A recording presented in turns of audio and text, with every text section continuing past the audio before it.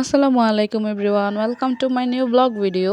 তো আজকের ব্লগে আমি শেয়ার করবো আমার সারাদিনের খাওয়া দাওয়া আর আমার বাবা দীর্ঘ 4 বছর পর দেশে আসবে বলে আমরা কি বাজার করি। আজকে আপনাদের সাথে এগুলোই শেয়ার করব। 2000 years later. সকালের নাস্তা শেষ করে চলে গিয়েছিলাম বাজারে।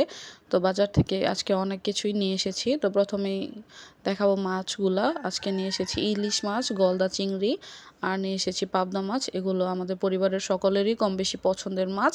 তারপর নিয়েছিলাম একটা পাঙ্গাস মাছ, এটা শুধু ভাজা খাওয়ার জন্য। আর নিয়েছিলাম 3টা মুরগি।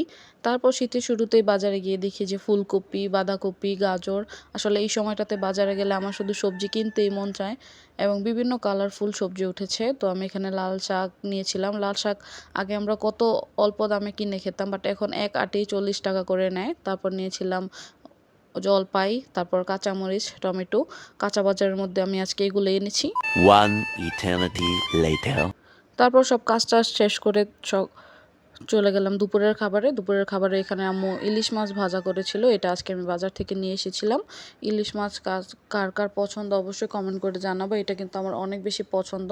তো ইলিশ মাছ ভাজা আর একটু তেল আর এরকম কাঁচামরিচ হলে 1 প্লেট ভাত অনায়াসেই খাওয়া যায়। আমি ওই রকম করতাম। তারপর ইলিশ মাছ দিয়ে খাওয়া শেষ করে নিয়ে নিলাম লাল শাক, যেটা আমি আজকে বাজার থেকে নিয়ে এসেছি। লাল শাক কিন্তু শরীরের জন্য অনেক বেশি ভালো। যদিও আমরা টাটকা লাল শাক খেতে পারি না, কারণ সবসময় বাজারে যাওয়া হয় না। তবে এখন যদি আব্বু আসে তাহলে আমরা খেতে পারবো টাটকা শাকসবজি। তারপর শাক দিয়ে খাওয়া শেষ করে একদম সবশেষে নিয়ে নিয়েছিলাম একটা টক তরকারি। এটা আমার কাছে অনেক বেশি মজা লেগেছে। দেশি পুঁটি মাছ, বেগুন, আলু আর জলপাই দিয়ে একটা টক রান্না করা হয়েছিল।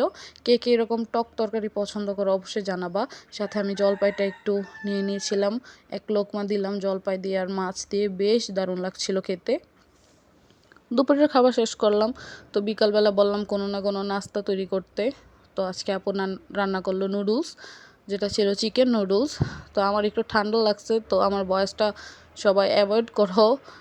তারপর নিয়ে নিলাম ডিম, একটু হাফ সিদ্ধ ডিম নিয়েছি আমি, যেটা খেতে আমার খুব ভালো লাগে। আমার ফুল সিদ্ধ ডিম খেতে ভালো লাগে না। তারপর নুডলস শেষ করে রাতের খাবারে চলে গিয়েছিলাম। আমার যেহেতু ঠান্ডা জ্বর এসেছে, তাই আম্মুকে বলেছিলাম সরিষার তেল দিয়ে একটা ভর্তা করে দিতে। তো আম্মু সহজেই পেঁয়াজ মরিচের ভর্তাটা করে দিল। এটা খেতে কিন্তু খুবই মজা। সবাই একবার হলেও এটা বাসায় ট্রাই করবো, বেশিরভাগ যাদের ঠান্ডা আর জ্বর আছে। তারপর আর কি নিয়ে নিয়েছিলাম একটা ডিম ভুনা। এটা ছিল হাঁসের ডিম, এটা পোস্ট করে ভুনা করা হয়েছে, যদিও এটা লেগে গেছে, বাট কোনো ব্যাপার না, কিন্তু খেতে খুবই মজা ছিল। আমার কাছে হাঁসের ডিমের কুসুমটাই অনেক বেশি ভালো লাগে। তো একদম শেষ পর্যায়ে ডিম দিয়ে খাওয়া শেষে নিয়ে নিয়েছিলাম একটা রুই মাছ, এটা ছিল দো পেঁয়াজা। এটা খেতেও বেশ মজা ছিল, উপরে ধনিয়া পাতা দিয়ে আম্মু সার্ভ করলো। তো আমার আজকের ভিডিও কার কার ভালো লাগলো অবশ্যই কমেন্ট করে জানাবা, আর চ্যানেলটা অবশ্যই সাবস্ক্রাইব করে দিবা। আল্লাহ হাফেজ।